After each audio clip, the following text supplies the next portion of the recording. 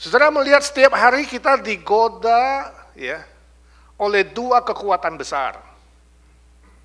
Ditarik oleh dua kekuatan besar. Satu kekuatan adalah kerajaan setan dengan segala kelicikannya yang akan memakai nabi palsu, guru palsu, mujizat-mujizat, ya, ajaran-ajaran dunia, godaan finansial, keserakahan, dan macam-macam yang ada di bumi ini. Menarik kita makin dekat dan masuk ke kerajaan Dia. Tapi di samping itu juga ada daya tarik lain, kerajaan Kristus. Yang mencoba menarik kita, mengingatkan kita, supaya kita sadar, kita berjaga-jaga, sebab kita tidak tahu hari besok. Dan kita cuma punya hari ini.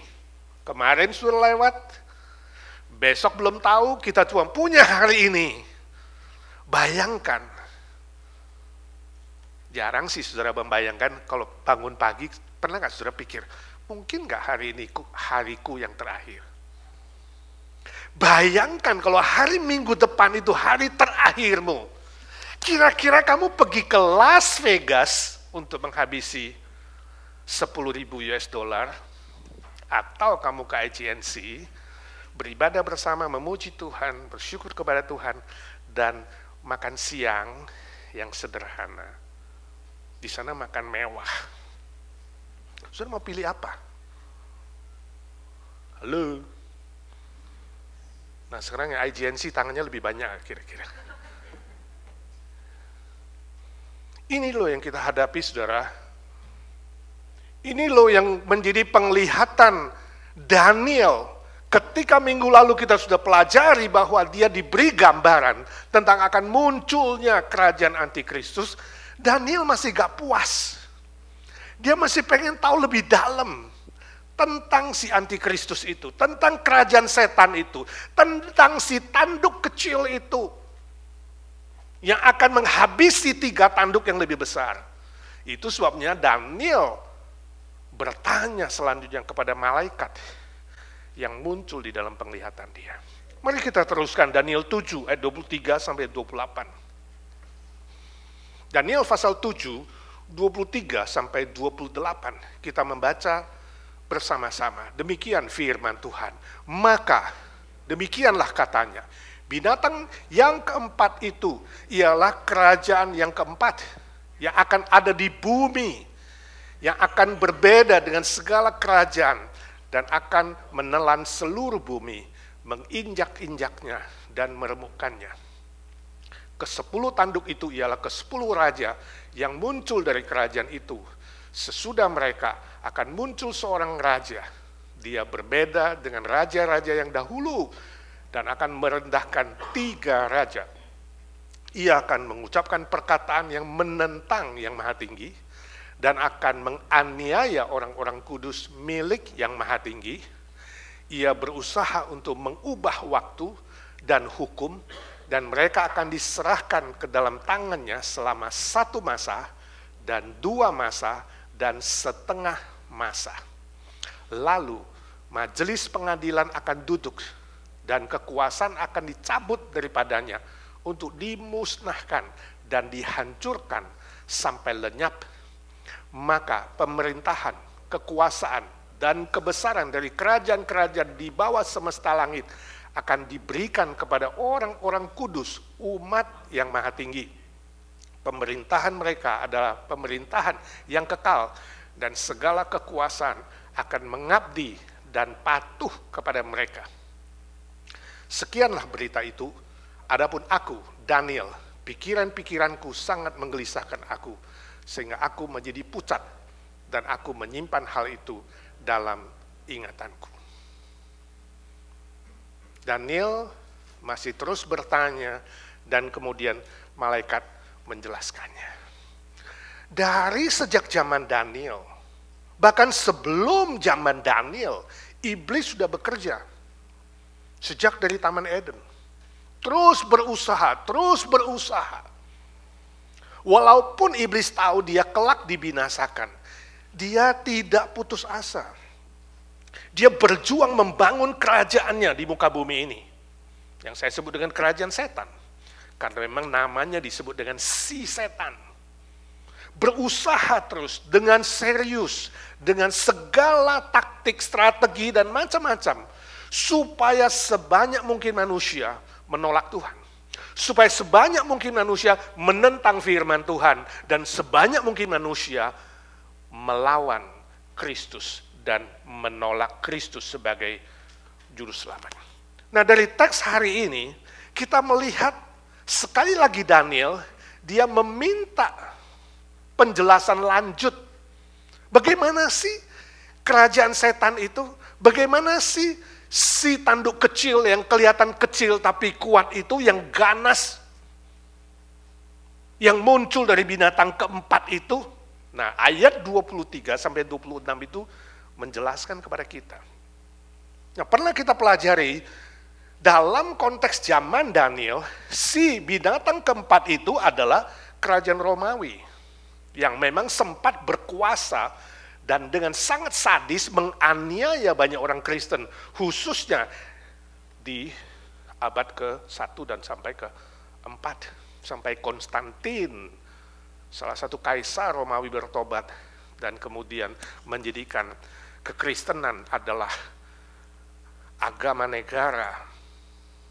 Gak lama kemudian agama bercampur aduk dengan politik dan kita tahu akhirnya istilah Katolik muncul di abad ke-5 dan ke-6. Memasuki masa kegelapan sampai abad 11 dan abad 12, gereja makin dicemari, dikuasai oleh si jahat, nabi-nabi palsu dan guru palsu. Sampai pada abad ke-16 muncul Martin Luther, dipakai oleh Tuhan untuk mengadakan reformasi. 1517 terjadilah dua aliran besar dalam tubuh kekristenan. Yang baru disebut dengan Protestan, walaupun bukan nama mereka, sebab dari pihak Katolik yang menyebut itu Protestan. Dan sampai hari ini kita melihat tubuh kekristenan terpecah dua, Katolik dan Kristen. Mana duluan, Katolik apa Kristen? Jelas Kristen. Orang Katolik salah mengerti, menganggap dari awal yang Katolik. Tidak. Istilah Katolik baru muncul pada abad ke-5 dan ke-6. Itu yang kita lihat terjadi dalam tubuh Kristus. Kerajaan Kristus yang dibangun di muka bumi ini. Itu yang kita lihat terjadi sampai hari ini. Iblis masih tidak putus asa. Terus akan bekerja untuk menghantam gereja Tuhan. Dan membuat banyak orang yang belum percaya tetap tinggal dengan tidak percaya. Tetap tinggal melawan Tuhan. Nah, bacaan hari ini memberikan kita ciri khas dua kerajaan yang berbeda itu. Kerajaan setan, ciri khasnya apa? Dan kerajaan Kristus, ciri khasnya apa? 26 kemudian dijelaskan kepada kita bahwa ciri khas dari kerajaan setan itu adalah mengucapkan kata yang menentang yang maha tinggi. Itu yang pertama. Segala ucapan perkataan manusia, saudara tahu bahwa perkataan itu sangat menguasai pikiran manusia, itu dipakai oleh iblis. Segala perkataan dan ucapan dan tulisan akan dipakai oleh iblis, oleh setan untuk melawan Kristus. Melawan kerajaan Kristus di muka bumi ini. Melawan gereja Tuhan. Dan membuat orang semakin hari semakin jauh dari Tuhan. Artinya iblis yang menganggap dirinya lebih berkuasa dari Kristus. Supaya orang-orang datang kepada dirinya dan menyembah kepadanya. Itu saudara boleh baca nanti di rumah di Wahyu pasal 13. Ciri khas kedua adalah menganiaya orang-orang kudus, milik yang maha tinggi, milik Tuhan. Artinya si setan akan berusaha sekuat tenaga dengan kelicikannya untuk mempersulit, menindas, menganiaya, menyiksa, bahkan membunuh orang-orang yang percaya kepada Tuhan. Ya, mengangkat dirinya menjadi yang paling tinggi untuk disembah dan dipuja. Sampai hari ini saudara, memang gereja Tuhan dari abad pertama yang dimulai di hari Pentakosta yang jumlahnya hanya 120, kemudian khotbah Petrus pertama jadi 3.000, kemudian khotbah kedua jadi 5.000. Hari ini saudara, udah juta-juta, udah miliar orang Kristen. Kerajaan Kristus bertumbuh. Tapi sebenarnya kerajaan yang melawan Kristus lebih besar. Lebih 2/3 hari ini di muka bumi kita masih melawan Kristus. Masih tidak percaya. Dan dari 2/3 jumlah manusia di muka bumi ini, 50%-nya masih sungguh-sungguh anti kepada Kristus dan anti kepada kekristenan. Itu yang kita lihat. Ya. Lalu kita lihat juga selanjutnya, iblis berusaha mengubah waktu dan hukum. Nah saudara, ini istilah waktu dan hukum di ayat ini perlu dimengerti bukanlah pengertian yang sempit, tapi pengertian yang sangat luas, bisa mencakup politik, bisa mencakup ekonomi, bisa mencakup waktu, yaitu jam yang 24 jam yang kita punya, bisa mencakup etika dan moral, sosial budaya, relasi manusia, aturan hidup bermasyarakat, agama, kepercayaan, dan prinsip-prinsip hidup sehari-hari, manajemen misalnya. Itu semua dipakai oleh iblis hari ini untuk diubah sehingga tidak lagi punya hukum yang jelas. Artinya apa? Di mana-mana akan buat kekacauan. Kekacauan hukum alam, ya. Manusia tergoda untuk tidak disiplin lagi sama waktu. Ya. Orang tidur, istirahat, dia kerja. Ya. Orang harus kerja, dia tidur. Ada orang begitu kan? Waktunya sudah berubah. Kemarin baru ngobrol dengan kawan, dia bilang, oh hanya Amerika yang bisa mengubah waktu. Hah? Suka-suka waktu mau diubah. Suka-suka hukum mau diubah. Dulu pernikahan satu pria, satu wanita. Sekarang pernikahan pria dengan pria boleh, wanita dengan wanita boleh. Ya, gender yang nggak jelas juga boleh. Hari ini wanita, besok gue mau jadi laki boleh. Lusa mau jadi, ya, kembali lagi jadi wanita, bisa juga. Nggak ada keteraturan. Semua jadi kacau. Segala bidang. Ya. Peraturan-peraturan aborsi, saya baca berita di San Diego, ada sekelompok mahasiswa, ya, yang memang biasa bersekutu di kampus, lalu mereka mulai bikin standar moral, ya. Misalnya anak-anak mahasiswa itu bikin standar moral dalam persekutuan mereka itu, mereka menghindari premarital sex, ya. Lalu tidak boleh, lalu mereka melarang aborsi, anti aborsi, ya, dan melakukan hal-hal yang sesuai firman Tuhan. Lalu sekolah mulai melarang mereka, ya, tidak boleh lagi pakai fasilitas sekolah untuk bersekutu. Ini akan terjadi. Lalu tidak boleh dapat lagi bantuan lainnya. Saya nggak tahu bantuan apa, mungkin ada bantuan keuangan juga untuk fellowship itu. Dan mereka dihalangi. Lalu secara tanda kutip mereka mengajukan, ya, ke pengadilan lokal untuk membela kebenaran, untuk mengatakan ini diskriminasi, tetap ditolak oleh court. Itu yang terjadi, saudara. Saya nggak tahu saudara di kantor menghadapi yang begitu nggak? Ketika saudara pengen teratur, ketika saudara pengen ikut hukum, ketika saudara tidak mau kekacauan, tanda kutip, lalu saudara mulai dimusuhi, itu akan terjadi. Terjadi di mana-mana. Iblis akan berusaha mengubah segala sesuatu. Supaya apapun yang biasanya manusia sudah secara tradisi atau secara kepercayaan sudah mentaat firman Tuhan, sekarang dibuat tidak taat kepada manusia. Kepada Tuhan. Dan taat kepada manusia dan kepada setan. Saya baca berita tentang AI. Saudara tahu AI? AI sekarang lagi terkenal. Artificial Intelligence. Ya. Pengetahuan yang artificial, yang ya buatan manusia, ya, yang diprogram itu. Nah, AI yang terakhir, saudara, perkembangan intelligence buatan manusia yang terakhir itu bisa meniru suara manusia siapa saja, hebat ya. Dan yang terakhir mereka coba adalah suaranya Biden, ya, dan suaranya siapa? Kamala Harris, ya. Itu dia wakil presidennya. Nah ini ditiru, saudara, ditiru persis suaranya. Jadi sekarang berbahaya sekali kalau ini berhasil bisa meniru suara siapa saja, ya. Saudara bicara lalu ditangkap suara saudara lalu diprogram persis, maka kemudian bisa menciptakan apa saja yang dikatakan oleh kamu padahal kamu tidak katakan. Berbahaya nggak? Sangat-sangat berbahaya. Dengan alat teknologi ini, iblis mulai buat kekacauan. Iblis akan menciptakan kriminal-kriminal yang tidak dilakukan oleh manusia. Atau melakukan pendustaan, melakukan berbagai macam kejahatan berdasarkan AI ini, Artificial Intelligence. Sadarkah saudara bahwa setiap hari kita menghadapi banyak pilihan-pilihan yang kalau tidak sadar kita terjebak di dalamnya. Atau saudara pun bisa mengikutinya, hati-hati.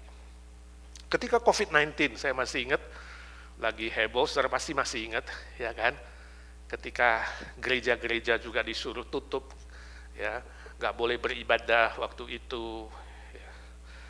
Satu pendeta yang sangat menentang adalah John MacArthur, kalau saudara masih ingat dia, dari Grace Community Church. Ya, dia sempat disu, dia sempat mau dituntut, tapi kemudian dia tuntut balik karena dendanya luar biasa. Akhirnya kita tahu loh, gereja menang.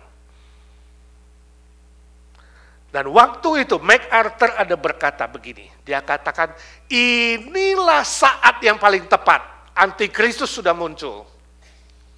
Itu kalimat dia. Sebab dia mengatakan, hari ini iblis memakai pemerintah lokal, pemerintah yang ada, otoritas dunia ini untuk menghalangi pekerjaan Tuhan. Untuk menghalangi dia berkhotbah. Untuk membuat sebuah sistem baru. Dan itu adalah tanda dari si antikristus. Ketika saudara tidak memakai tanda itu, sebagian orang menganggap vaksin dan booster itu tanda dari 666.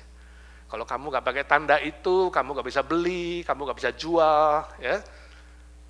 Kalau kamu di dunia ini nggak bisa membeli dan nggak bisa jual, ya, maka kamu nggak eksis di dunia ini. Ketika seluruh dunia kemudian dikontrol sama PBB dengan mengatur kamu, kapan kamu boleh keluar, kapan kamu nggak boleh keluar, kapan kamu boleh terbang, kapan kamu nggak boleh terbang, makanan ini boleh kamu makan, itu tidak boleh kamu makan, ini dan itu. Ketika seluruh data hidupmu sudah dikontrol oleh dia, ya, dan seluruh aspek hidupmu sudah dikontrol oleh dia, maka katanya antikristus sudah lahir.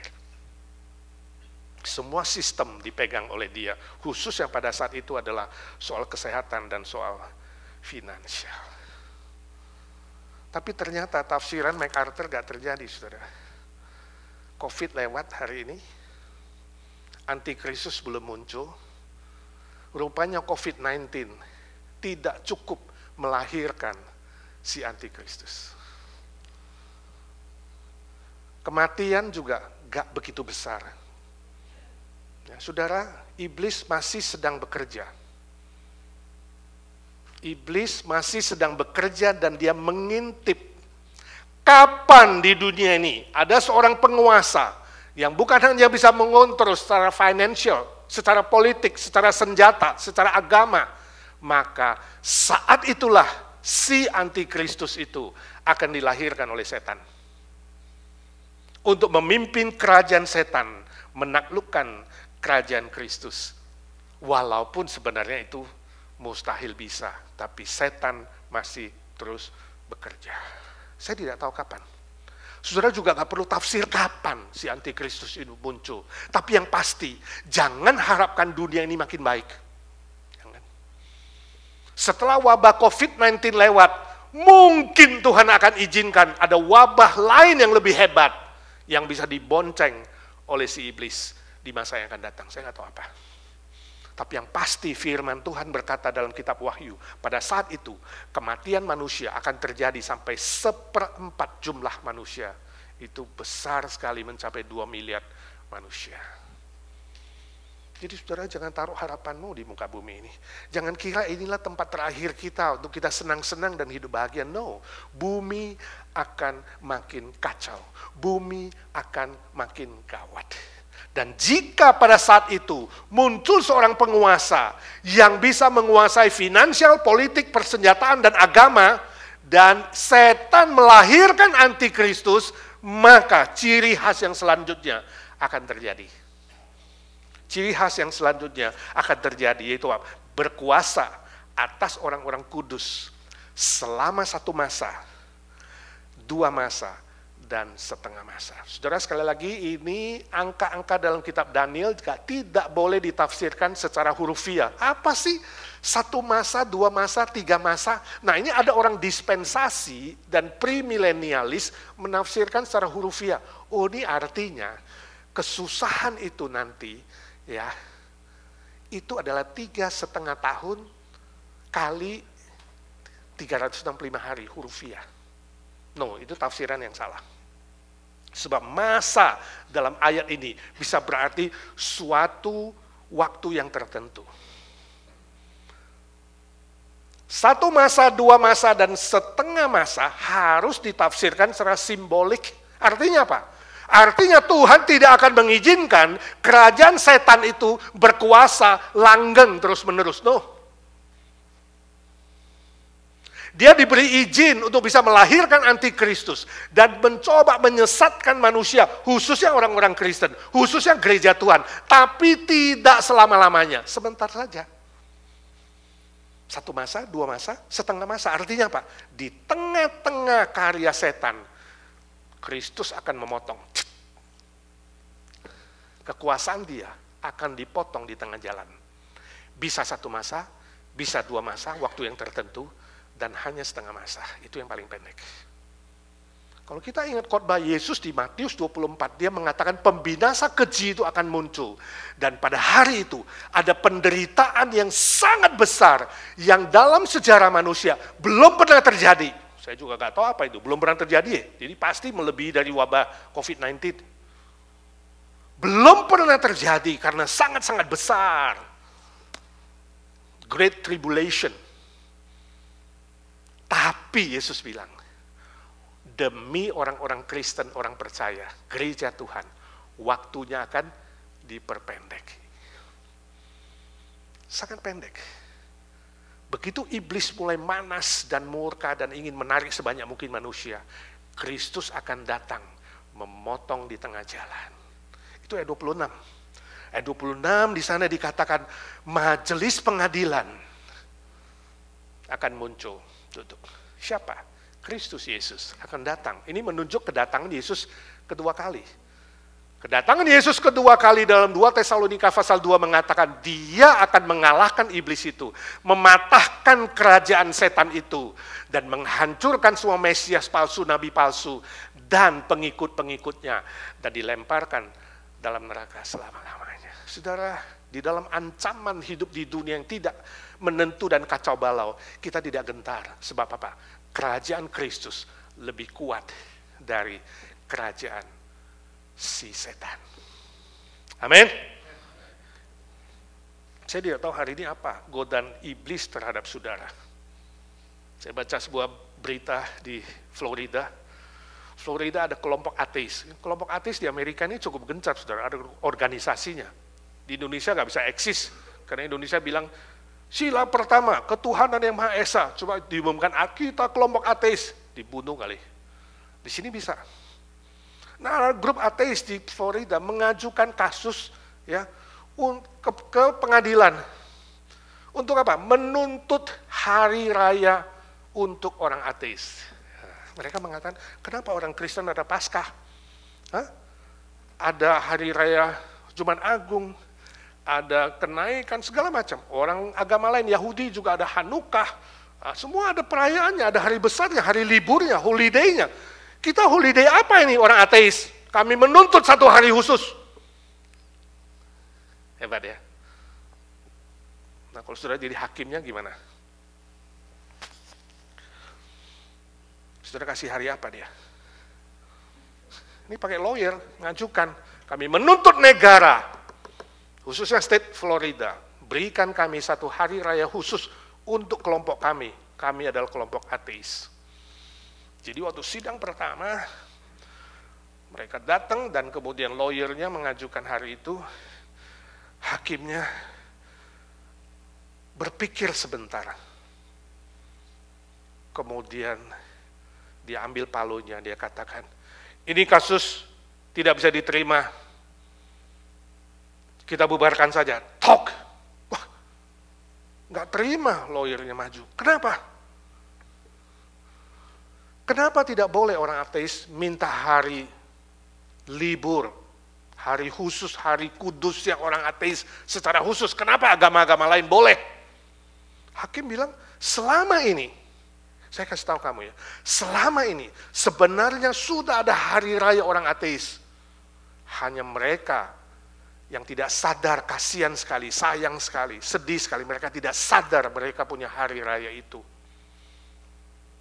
Lalu mereka tanya, hari apa itu? Hari apa hari raya orang ateis?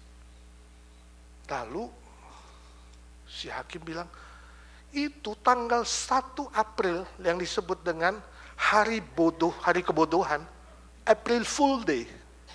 Tanggal 1 kan? Yang baru lewat.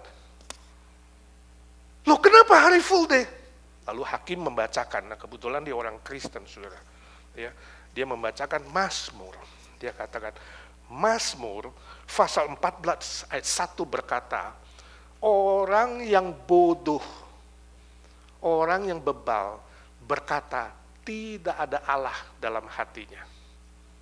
Ini orang bicara siapa ini? Ateis. Jadi orang ateis itu yang bilang nggak ada Allah itu orang bodoh. Dan hari raya hari bodoh itu hari apa?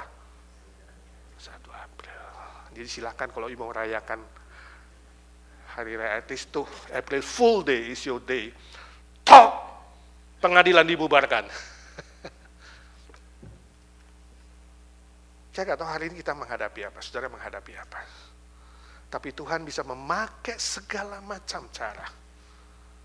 Ya, untuk menunjukkan bahwa kerajaan Kristus, kerajaan yang lebih kuat dan akan menang. Itu sebabnya ayat 27 dan 28, itu yang kedua, ciri khas kerajaan Kristus dijelaskan.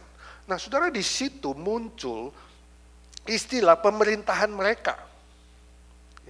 Seolah-olah kerajaan Kristus itu ya bersifat jamak, padahal tulisan aslinya itu tunggal. Juga istilah umat, ya, seolah-olah itu berbentuk jamak, tapi sebenarnya tunggal, satu. Dengan kata lain, kerajaan Kristus di muka bumi ini, yang anggotanya adalah gereja Tuhan, umat Tuhan yang nampaknya jamak, sebenarnya adalah satu. Sebab kerajaan itu menunjuk kepada siapa? Kristus. Jadi bersyukurlah. Bersyukur bahwa gereja Tuhan, umat Tuhan, kita semua orang-orang Kristen, itu dengan Kristus adalah satu kesatuan. Makanya Yesus bilang, kamu gak usah sedih dan kecewa. Kalau mereka membenci kamu, itu sama dengan membenci aku. Kalau mereka menganiaya kamu, itu sama dengan menganiaya aku. Masih ingat waktu Paulus penganiaya Kristen pertama, teroris pertama, di abad pertama, yang mengejar-ngejar orang Kristen dan menangkap. Lalu Yesus muncul dalam perjalanannya di Damaskus. Dan dia tidak bisa melihat cahaya yang begitu terang sampai buta. Lalu Paulus tanya, siapakah engkau? Akulah Yesus yang kau aniaya. Paulus bilang, aku gak menganiaya kamu, kok aku gak kenal kamu? Dan Yesus bilang, kalau kamu menganiaya gereja Tuhan, umat Tuhan, itu sama dengan menganiaya aku. Ini kerajaan Kristus, kita bersyukur saudara. Sadar gak saudara ketika saudara tiap hari berjalan di muka bumi ini, kita semua sebagai satu gereja Tuhan. Gereja Tuhan seluruhnya yang jumlahnya sepertiga dari jumlah penduduk di bumi. Kita adalah satu kesatuan dengan Kristus. Itu kerajaan Kristus. Kerajaan yang sifatnya tunggal. Dan kerajaan yang bukan bersifat militer, politik, ekonomi, atau yang bersifat duniawi. Tapi kerajaan ini dikatakan apa? Kekal selama-lamanya. Bukan 1-2 hari. Bukan 1-2 minggu, bukan 1000 tahun kali 365 hari, bukan. Bukan yang bersifat duniawi, kemudian kita mulai menghakimi mereka dengan kegagahan dan keangkuhan kita, bukan. Tapi kerajaan Kristus yang menyelamatkan. Kerajaan Kristus yang memberi damai, sejahtera, dan sukacita. Kerajaan Kristus yang bersifat kekal selama-lamanya. Nah, saudaraku, sampai hari ini kerajaan Kristus masih terus berkembang. Gereja Tuhan masih terus berkembang. Dan kita diberi sebuah amanat agung untuk terus memberitakan Injil ke seluruh penjuru bumi tanpa diskriminasi. Semua suku, semua bangsa, semua bahasa harus mendengarkan Injil dulu. Baru kedatangan Kristus kedua kali akan terjadi. Itu tanda terakhir. Itu sebabnya orang Kristen harus mengabarkan Injil.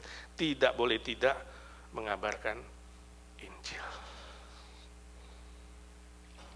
Saya baca sebuah cerita, ada seorang pengembara yang tersesat di padang gurun Al-Jazair. Padang gurun itu panas, saudara, tentu haus. Ya, apalagi dia tersesat waktu itu. Nah, dia dalam kehausan mencari pertolongan. Gak lama dia bertemu dengan sebuah rumah. Dia minta air. Tapi penghuni rumah itu mengatakan, sorry, aku tidak punya air.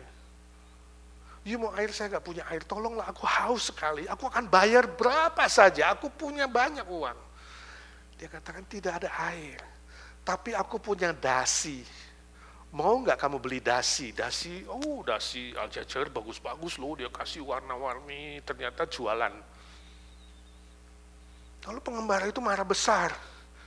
Dia bilang, bodoh kau. Saya ini haus butuh air, bukan butuh dasi. Tolong kasih tahu saya, di mana ada air? Oke Pak, jangan marah. Kalau memang betul-betul mau air, itu 3 kilometer lagi ada tenda. Yuk ke sana.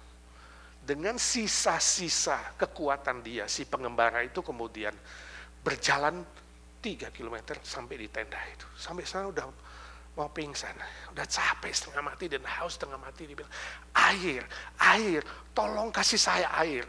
Jadi muncul bapak yang bajunya keren, saudara, jas tuxedo yang gagah. Dia tanya, you mau apa di sini? Air, kasih saya air, saya haus sekali. You gak bisa masuk ke sini. Syarat satu-satunya bisa masuk ke dalam pesta ini adalah pakai dasi. You gak punya dasi, no, get out. Waktu itu dia bilang, aduh mati aku. Ternyata yang bodoh itu aku. Ini ilustrasi, saudara. Ini ilustrasi tentang keselamatan yang sejati. Waktu you menawarkan kepada dunia Kristus, percaya kepada salibnya, hanya percaya, hanya beriman, percaya saja kepada salibnya dan kebangkitannya, kamu akan selamat. Mereka bilang, bodoh kau. Bagi orang dunia, salib adalah kebodohan. Bagi orang dunia, Kristus adalah kebodohan.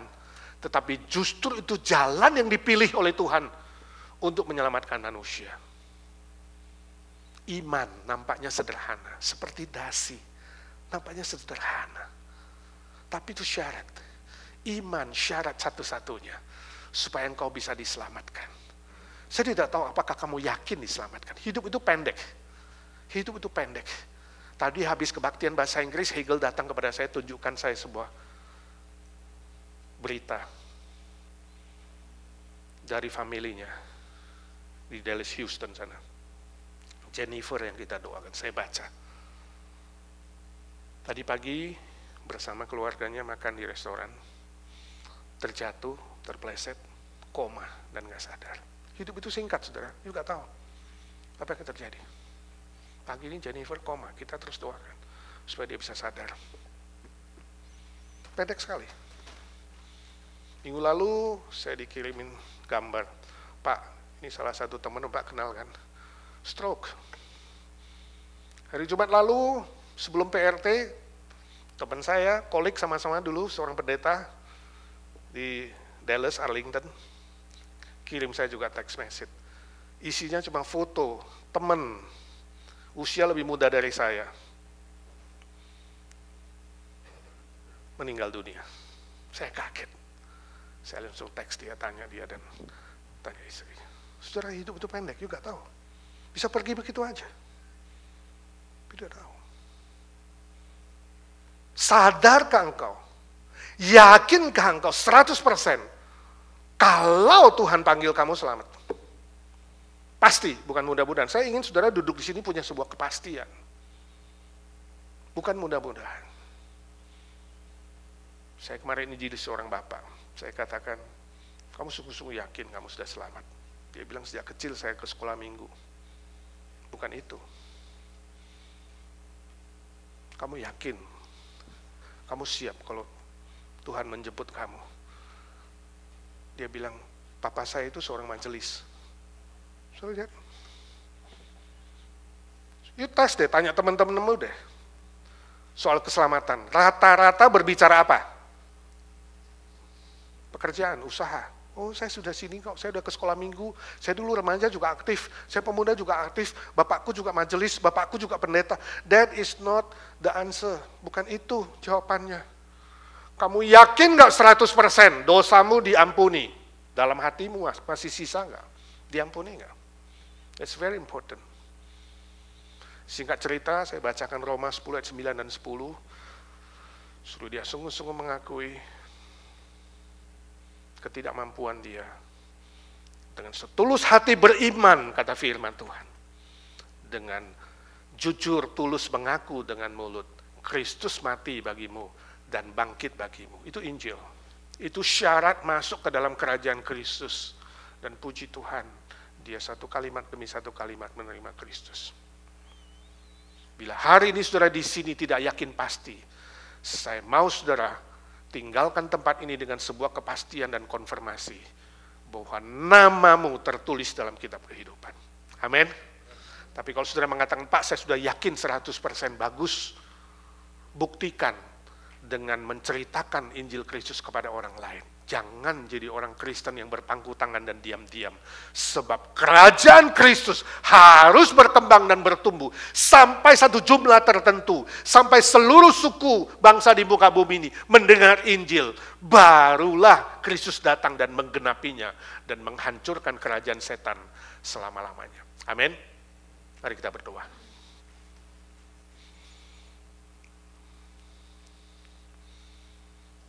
Mari periksa keselamatan saudara secara pribadi.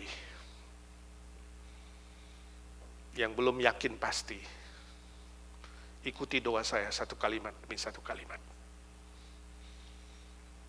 Tuhan Yesus, saya sudah mendengar firman-Mu. Hari ini,